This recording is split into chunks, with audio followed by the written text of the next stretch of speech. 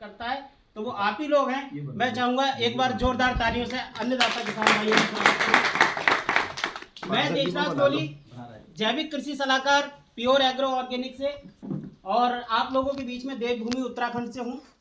एक मिशन देश के अंदर चल रहा है, जहर मुक्त खेती अभियान, और उस अभियान का एक छोटा सा सिपाही हूं मैं। मेरे जैसे बहुत सारे लोग इस मिशन पे लगे हुए हैं जो देश के अंदर आज चल रहा है। जो सारे वक्ता अभी आप लोगों को बार बार एक चीज बोल रहे हैं, जैविक खेती, जैविक खेती। आखिर क्या है जैविक खेती? ऐसी कौन सी आवश्यकता आ गई है कि आज खेती तो बढ़िया हो रही है, हमारे यहाँ पैदावार बहुत अच्छी हो रही है, ऐसी कौन सी वजह हुई है? सिर्फ 20 मिनट आपके लूंगा और 20 मिनट में आप लोगों को वो चीजें जान। देखो अभी सर भी बता रहे थे और मैं भी आपके सामने बच्चा हूँ। खेती करना सिखाने हम लोग नहीं आए। मेरी संस्था के जो भी अधिकारी आपके लोकल क्षेत्र से हैं, कोई आपको खेती करना सिखाने नहीं आया। खेती तो आप बचपन से कर रहे हो, पीढ़ी दर पीढ़ी कर रहे हो। केवल खेती में जो बदलाव हो रहे हैं, आज खेती को रासायनिक की तरफ से और जैविक की तरफ क्यों ले जाया जा रहा है, बस केवल वो जानकारियां आप लोगों तक पहुंचाने आया हूं मैं। तो खेती में बदलाव क्यों आ रहा है? आज पैदावार बहुत अच्छी हो रही है, इतनी अच्छी हो रही है कि दुनिया के कई देशों को हम अपने यहाँ से अनाज, फल, सब्जियां एक्सपोर्ट करते थे। तो फिर ऐसी क्या दिक्कत आ गई अचानक से कि हमें खेती को बदलाव की तरफ ले जाना पड़ रहा है? तो शुरुआत आप लोगों से ही करते हैं। जैसे सर बता रहे थे कि उस दौर की बात है कि जब हमारा देश आजाद हुआ और हमें जब अपने अपने खेत मिले कि ये रामलाल का खेत है, ये श्यामलाल का खेत है, उस समय पे जब हमें खेती का अधिकार मिला अपने खेतों में करने का, तब हमारे यहाँ जनसंख्या ज्यादा होती थी और उत्पादन कम होता था। वो परिस्थितियां ऐसी थी कि कुछ ऐसी चीज को लाया गया जिससे आपका उत्पादन बढ़ जाए, हमारे लोग भूखमरी से ना मरे।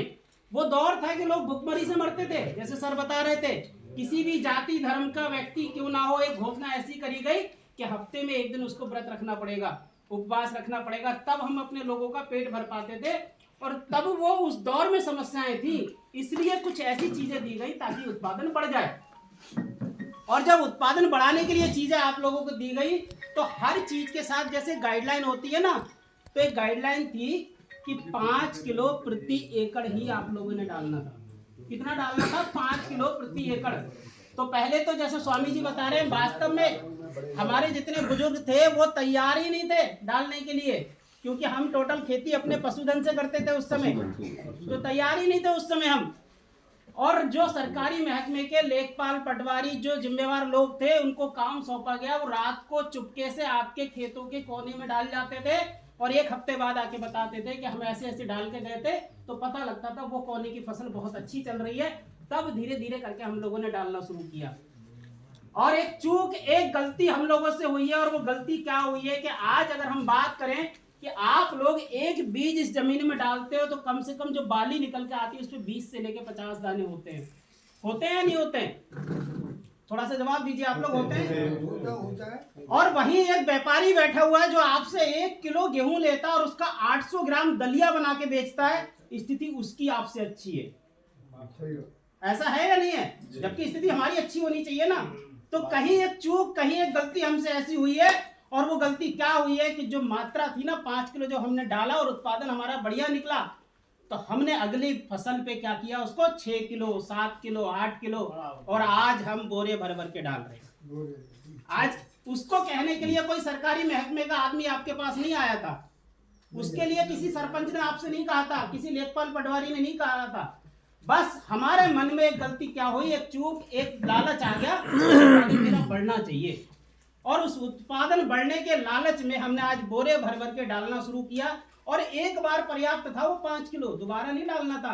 आज हम हर पानी पे डाल रहे हैं, जितने बार पानी लगा रहे हैं उतने बार कुछ ना कुछ डाल रहे हैं। तो ये जो गलती हमने की है, उसकी जो अब बुरे परिणाम है वो 3 तरह से आप लोगों के सामने आ रहे हैं और बड़े घातक आ रहे हैं।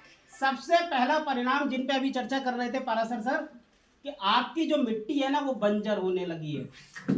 और बंजर कितनी होने लगी है? 54% का मतलब होता है आधे से ज्यादा जमीनें हमारी बंजर हो गई हैं। अगर इस स्पीड को आप लोगों ने नहीं रोका ना, केमिकल को, तो वो दिन दूर नहीं है जो आपकी आने वाली पीढ़ियां हैं ना, वो आपको भला बुरा कहेंगी कि हमारे बुजुर्ग हमें ऐसी जमीनें दे के गए जिसके अंदर पैदावार नहीं होती है। ये पहला नुकसान हुआ है। आप लोग इस मिट्टी की जितनी जान थी, जितना उपजाऊ शक्ति थी, सब निकाल चुके हो। अब इसमें जान नहीं रही। अब पहले तो आपका उत्पादन बढ़ता था, लेकिन अब सीमित हो गया है, और उस सीमित पे भी अब उत्पादन घट रहा है। ये पहला नुकसान हुआ है आपकी मिट्टी को। दूसरा